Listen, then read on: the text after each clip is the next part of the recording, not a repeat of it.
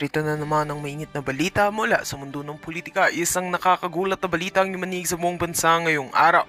Ayon sa mga ulat, nagwala umano si President Kuting ng Norte Jr. matapos lumabas ang desisyon ng korte kaugnay sa isang kasong isinampa laban sa kanyang administrasyon.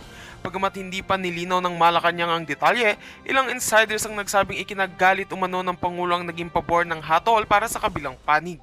Ayon sa mga ulat, nasaksihan mismo ng ilang opisyal ang di inaasahang reaksyon ng Pangulo sa loob ng palasyo. Nagtaas umano ito ng boses at agad na ipinatawag ang kanyang legal team upang pag-usapan ang mga susunod na hakbang. May ilang espekulasyon din na balak ng Pangulo na maghain ng apela ngunit wala pa ring opisyal na pahayag mula sa kanyang kampo ukol dito. Sa gitna ng tensyon, lumutang naman ang panibagong kontrobersya. Balitang may planong patahimikin si President Marcos mula kay dating Pangulong Rodrigo Duterte. Ayon sa isang source na malapit sa dating leader, hindi umano nagustuhan ni Duterte ang ilang hakbang ni PBBM sa mga nakaraang linggo. May mga haka-hakang nagsasagawa na ng kilos ang kampo ni PRRD upang pigilin si Kuting na magsalita sa ilang sensitibong issue. Sa ngayon, nananatiling tahimik ang dalawang kampo hinggil sa malalalim na tensyon. Ngunit maraming kababayan natin ang nababahala sa tila lumalalang bangayan sa pagitan ng dalawang leader. Asahan po ninyong tututukan namin ang isyong ito at ihahatid ang mga panibagong impormasyon sa mga susunod na araw. At yan nga ang mga balitang ating pagkakatutukan, at kung bago ka pa lang sa aking channel ay huwag kakalimutang mag-like, share and subscribe para updated ka sa aming mga bagong balita dito sa Tatak Pinas.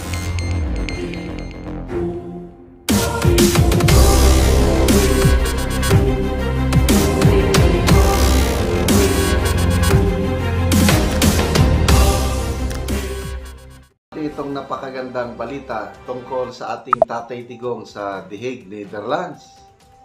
Ito, my post, FPRRD supporters, title, Tatay Digong is everywhere. Kahit sa ang sulok daw sa The Hague, Netherlands, nandun si Tatay Digong. So, paano nangyari yun? Nasa kulungan. Ibig sabihin, nakalabas na siya? Hindi. Nandun pa rin sa loob ng detention facility si Tatay Digong. Kailan? Dahil sa pagmamahal sa kanya ng mga kapwa nating Pilipino doon, he is everywhere. Yung tinatawag nila nga standee. Okay. Basahin ko lang muna. The Hague, Netherlands. You will spot him in the parks, at the train stations, in the forest trails, by the beach, even around the ICC building in Scheveningen. Ito yung lugar mismo ng detention facility, ang tawag Scheveningen. I'm sorry, hindi ko ma-pronounce ng correct. PRRD is everywhere here in The Hague. But more than anything, he lives in the hearts of Filipinos across the globe. Those who know the truth about the kind of leader he was and he still is. Maybe it's something beyond what we can fully grasp or explain. But perhaps God really does have His own way of showing the world what kind of man Rodrigo Roa Duterte truly is. He is loved deeply and unconditionally by the people he served. And because of that, he has become more than just a man. He has become a symbol, a cry for justice, freedom, and real accountability in governance. Maybe that truth was just too big to be confined within the Philippine archipelago. Maybe the world needs to see it too. And now, a different side of the story. The global narrative openness is beginning to unfold. For the Filipinos who proudly carry his standee. Yan, standee yung parang, anong tawag nun? Ipakita ko mamaya. Parang siya mismo, kailang papel lang. Karton standee. For the Filipinos who proudly carry his standee around The Hague, FPRRD was the best president the country ever had. Their gratitude is not temporary. It's something they'll carry with them for the rest of their lives. Someday, it will carry him back home to his beloved motherland. This kind of devotion is a wake-up call, a slap in the face to the traditional politicians back home who believe that love and loyalty could only be bought with money. Hello, ayuda. Tatay Digong set the bar so high, and the Filipino people aren't settling for less anymore. Okay, so ito na yung mga standee na pinakita. Sandali kay i-highlight ko. Sana ko yung ating picture. Yan o.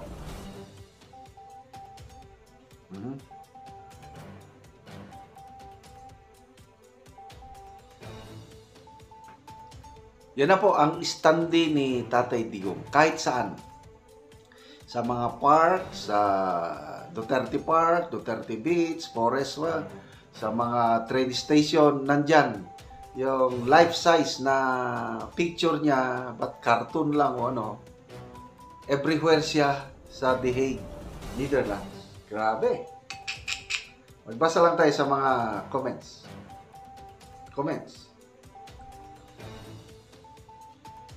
Yulita Carcido.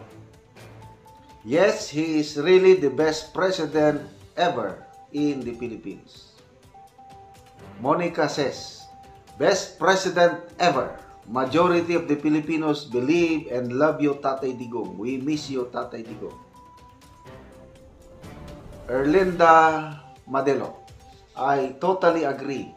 Longer life for PRRD. I pray.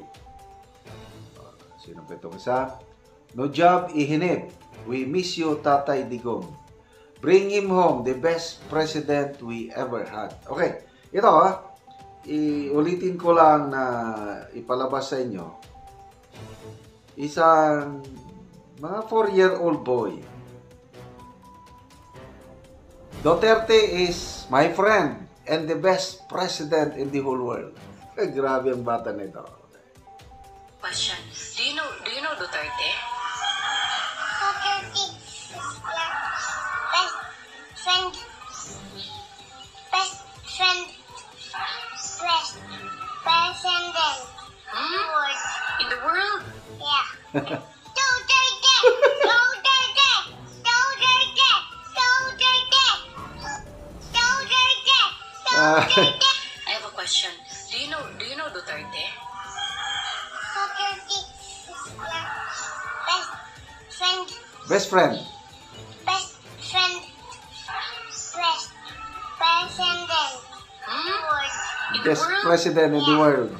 Duterte! Woo! Sige ba? Duterte! Duterte! Duterte! Duterte! I have a Basta tayo sa mga comments din dito. My baby loves you, Dada. You love you. Langga. Love Duterte. Morag amo, love. Yeah. No one can deny. Di ba may kantang ganon? For he's a jolly good fellow. For he's a jolly good fellow. For he's a jolly good fellow. Nobody can deny the best president we ever had. PRRD. Nakakaingit po ang mga residente ng Calbayog, Samar na binisita ni Bibi Sara. Tuwan-tuwa na nalapitan nila, na nakapa-selfie, nakapa-video. Nakakaingit kasi ako Hindi ko pa siya nakita ng personal. Kahit lang makapagpa-picture ko sa kanya, wala pa. Itong mga taga Calbayog Samar ang pagkaswerte. At dito makikita natin ang kaibahan. Yung pagmamahal ng taong bayan kay BP Sara kumpara mo dito sa presidente. Yung napakadali niyang lapitan, very entertaining si BP Sara. Makita mo yung laki ng pagmamahal ng taong bayan sa ating BP. Daling lapitan. I don't know kung kayang gawin ito ng ating Pangulo. O kaya kung ang mga tao lalapit ba ng ganito sa katulad ng paglapit kay BP Sara. Okay, share ko lang itong mga videos na naglalabasan ngayon sa Facebook Reel. Oh, yun o. Maraming salamat sa mga tiga Calbayog City. Mabuhay kayo. Happy Easter sa Yun. Happy to see you. Thank you. Tuwan-tuwa. Thank you. Saan ko ilagay? Thank you po. Thank you. Thank you. Vice President. Maraming salamat sa mga tiga Calbayog City. Mabuhay kayo. Happy Easter sa Happy to see you. Thank you. Thank you. Kaswerte naman ang mag-ina na ito. Okay, next.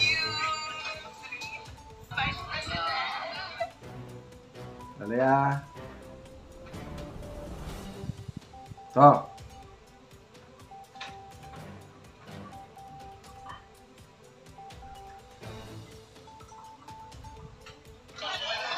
Siksik mga tao. Yung security concern ni BP Sara, pinabayaan niya na. Bahala na anong mangyari sa kanya. Oh?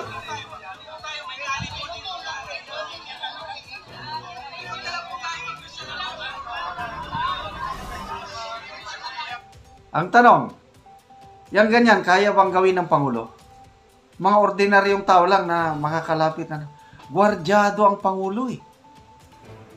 Takot malapitan ng mga tao. Itong BP natin, parang ordinaryong tao lang siya. Kaya tuwan-tuwa naman ang mga ordinaryong tao at nakaka-picture na nakaka-video sa ating Vice President. Oh.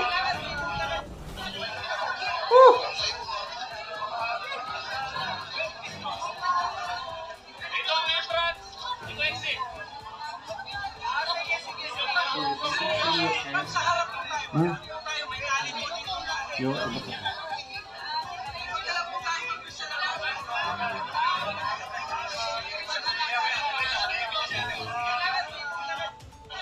Isa pa ha. Maraming videos ito eh. Ito.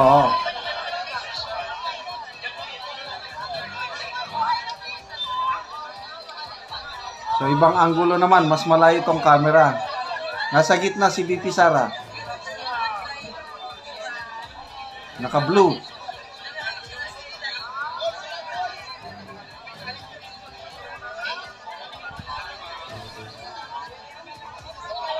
Okay. Oh, nagbisita siya. Nagbisita siya ng mga simbahan. Sa loob ng simbahan.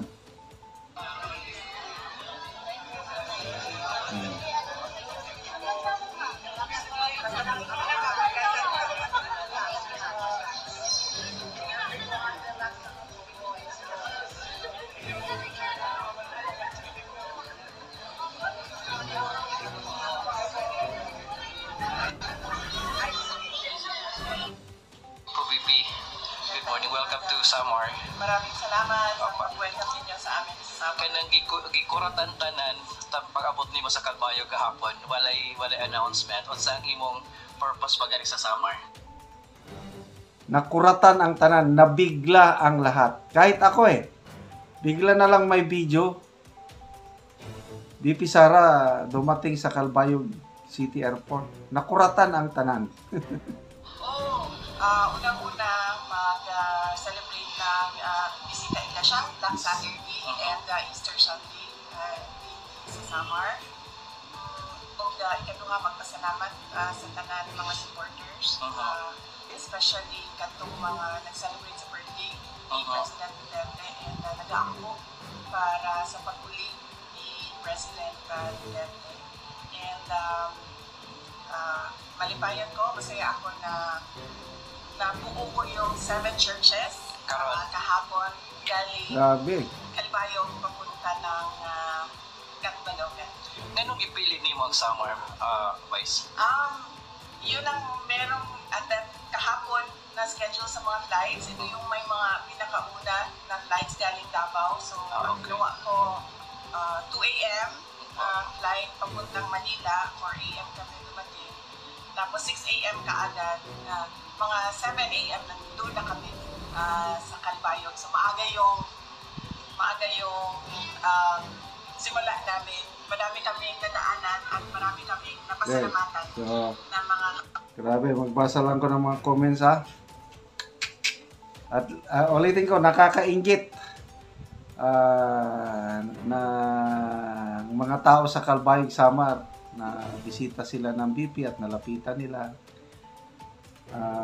Again, ulitin ko, sa Pangulo, mahirap kang makalapit sa Pangulo. Gwardyado ko. Hindi ka basta-basta yan makapapicture. But I don't know rin ang mga tao kung ganahan ba silang makapapicture sa Pangulo. Kasi ako, nung 2022 election pa, nung hindi pa natin alam na nabudol tayo, ganahan akong gustong-gusto kong makapagpa-picture kay BBM. Ngayon, wala na.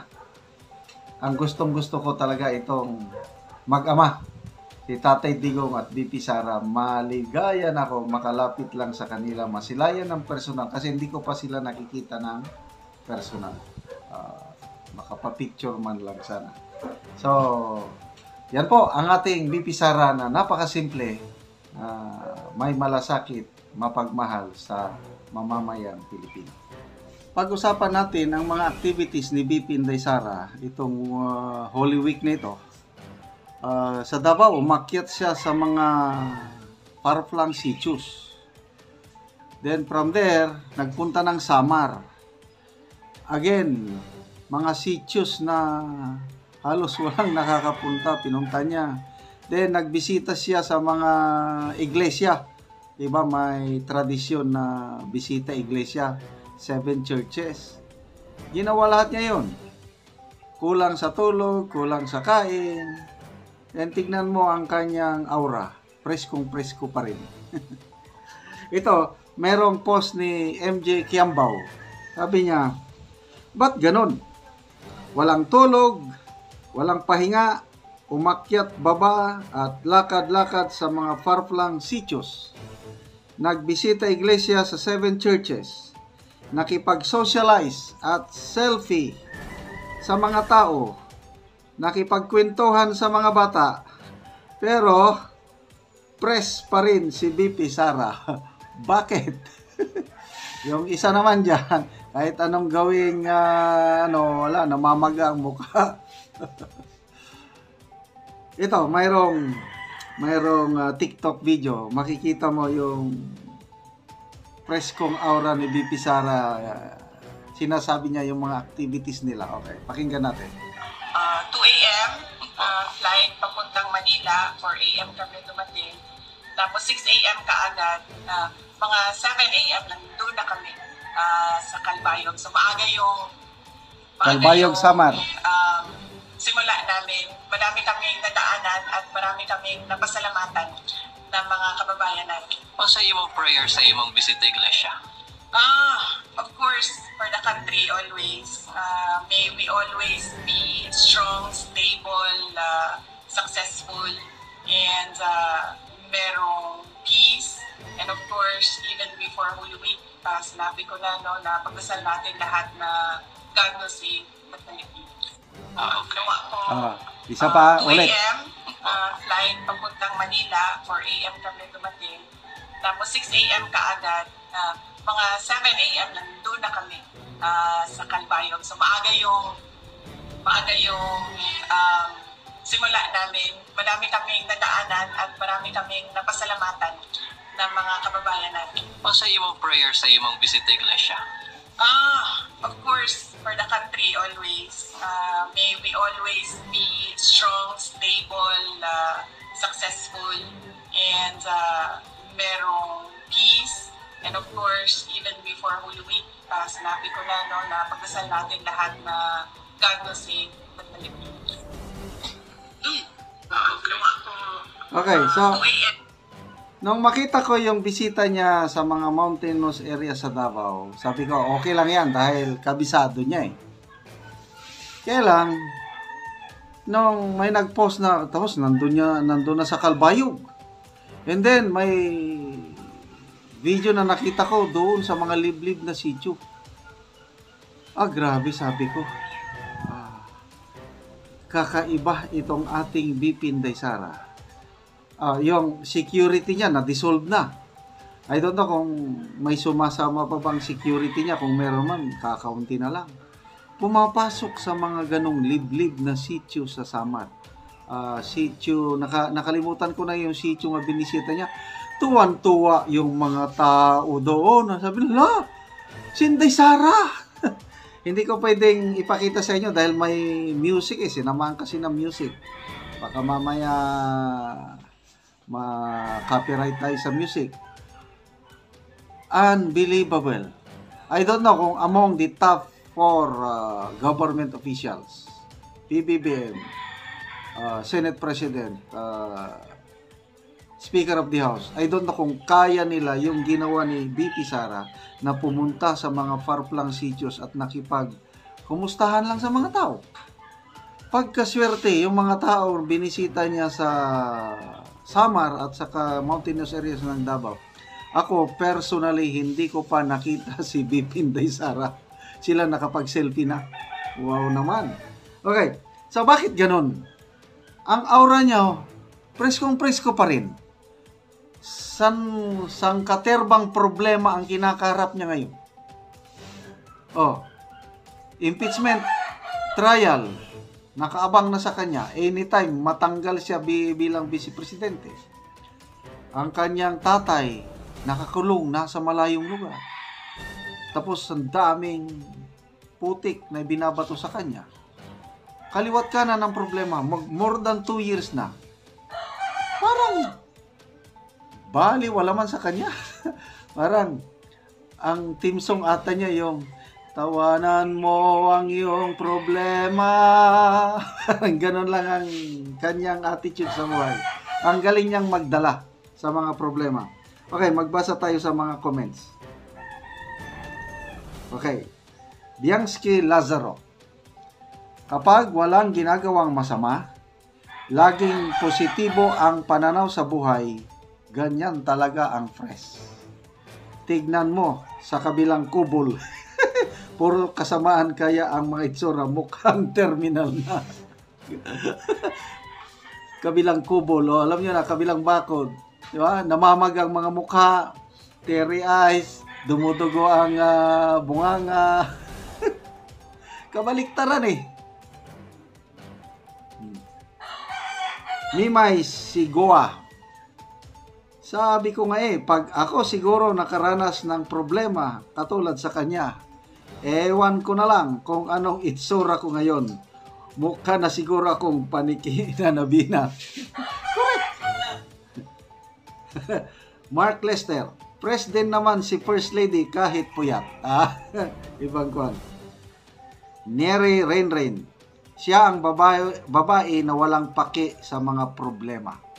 Magsaya, mag-exercise, embrace the challenges, and most of all, have faith in God in life. Let the God handle all difficult situations. That the BP Inday Sara basic principles in life. I agree. Kaya ganyan ang itsura niya is dahil sa kanyang faith in God. Na kahit yung tatay niya, si Tatay Digong, ano ang sabi niya? Ipinasa kamay na lahat sa Diyos. Kaya ngayon, okay na si Tatay Digong. Okay na da. Wala nang nandun na lang, very positive si Tatay Digong na makakalabas siya. Yon ang pinaabot na mensahe ni Ma'am Hanilet Abansinya na makakalabas daw si Tatay Digong. Yun ang paniniwala ng ating tatay. Kaya, let's have faith in God. Magtiis lang tayo. In God's perfect time, makakalabas si Tatay Digong at maging presidente si BP Inday Sara. Pag-usapan natin itong post ng News 5, specifically yung columnist nila na si Manny Mugato. Hinambing nila si Pangulong Duterte sa Panginoong Hesus. Sabi, ang title sa kanilang post is, Jesus is a man of peace. Duterte is a violent man. Grabe. Okay. During his 3-year ministry, Jesus raised people from the dead, healed the sick, cast out demons, and performed miracles like turning water into wine, feeding thousands from a few pieces of fish and bread, and calming seas. Yun, yung article ni Mr. Mugato ito binabasa ko. On the other hand, sabi niya, former President Duterte showed no mercy when police executed street-level drug peddlers, couriers, and users in make-believe sting operations, and in shutting down the country's largest broadcast network and threw more than 11,000 workers to the streets during the COVID pandemic. So, ito pa, yung summary ng kanyang column, itong Manny Mugato na columnist. It is unfair to paint former President Rodrigo Duterte as unjustly persecuted. There is no parallelism between Jesus, who saved mankind from death, and Duterte, who has no remorse in killing his people in the name of his policy on war on drugs. Jesus is a man of peace. Duterte is a violent man. Okay. So, binasa ko ang mga comments. Nako, ang daming galit na comments dito sa News 5 columnist na ito. Example, Tom Mascareñas, magkano ka? Kilala ko ito, bishop ito, Pastor Tom Mascareñas, bishop ng mga evangelicals sa Mindanao. Actually, siya ang chairman ng Bishop Mindanao Evangelical Leaders Council. Magkano ka? Sabi niya dito sa columnist.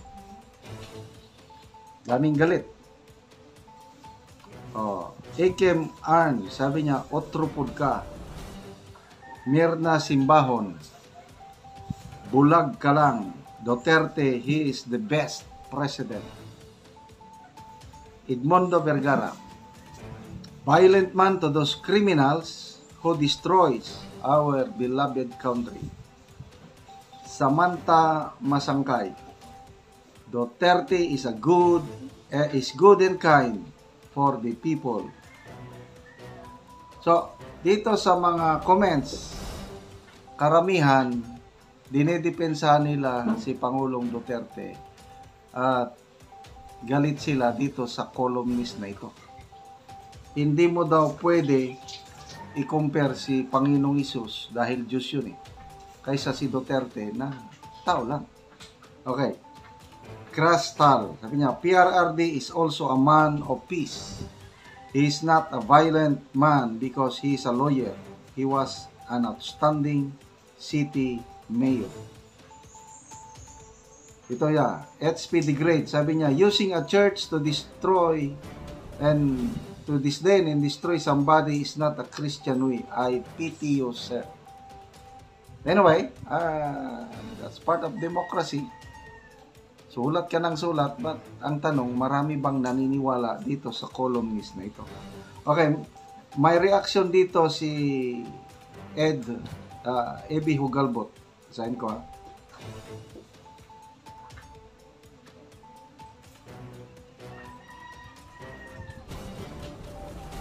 Si Ibi Hugalbot, ito isa sa leaders ng Maisog Cebu. Sabi ni Ibi, "It is unfair for Rodrigo Duterte to be vilified and demonized in the name of Jesus." Hindi nga pwedeng i-compare mo yung dalawa. Panginoong Hesus na yun. Bakit mo i-compare? Ito nga, okay.